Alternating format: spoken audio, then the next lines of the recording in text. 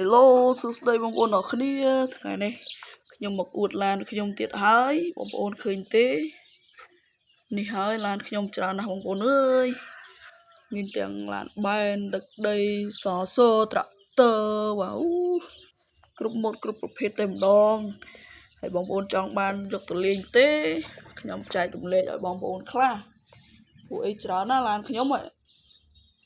ឡូវមកមើលទាំងអស់គ្នាបងប្អូនមានដូចជានេះណែអានេះឡានកុងថឺន័របងប្អូនតកតុយចេះអានេះណាចឹងបងប្អូនឃើញទេតកតុយចេះឃើញលយកប់មែនតើបងប្អូនបាទអាហ្នឹងគឺឡានកុងថឺន័រដឹកសត្វដឹកទំនិញបងប្អូនឃើញកង់វាតែធំនេះវិញគឺជាឡានអេសកាបងប្អូនឃើញទេធំណាកង់ហ្នឹងកប់ស៊េរីមែនតើបងប្អូនយ៉ាងពណ៌លឿងចំណែកអានេះវិញក៏អេសកាដែរបងប្អូនមើលឲ្យទៅថ្មីតែម្ដងបាទអេមែនតើកប់ស៊េរីចំណែកមួយនេះគឺជាឡានដឹកដីបងប្អូនបាទមើលបែនគេអូជ្រុះចដើបងប្អូនឃើញចដើវាអត់អានឹងក៏អេមដែរបងប្អូនចង់បានអត់បងប្អូន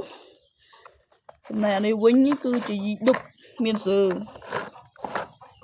វាអត់បងប្អូនមានសើនឹងរូបរាងវាសង្ហាមែនតើបងប្អូនបាទកប់ស៊េរីចំណែកមួយនេះគឺជាប្រភេទខ្នាតទូចគឺជា X បងប្អូនទេ X នេះលយទេបាទមានពណ៌ខ្មៅពណ៌លឿងពណ៌ប្រផេះបងប្អូនចំណែកអានេះក៏លយដែរត្រាក់ទ័រខ្ញុំកង់ធំណាមើលនេះយ៉ាងពណ៌ក្រហមលយមែនតើឃើញទេអានេះវិញគឺជាពណ៌ក្រត់បាទពណ៌ក្រត់អានបែនណាស្អាតណានេះក៏ស្អាតដែរណាឃើញទេបងប្អូនលយអត់បាទ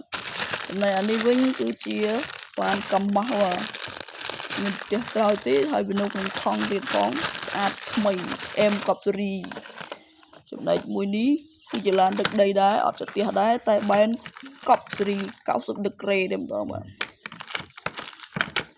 កង់វាក៏លយដែរកង់អេម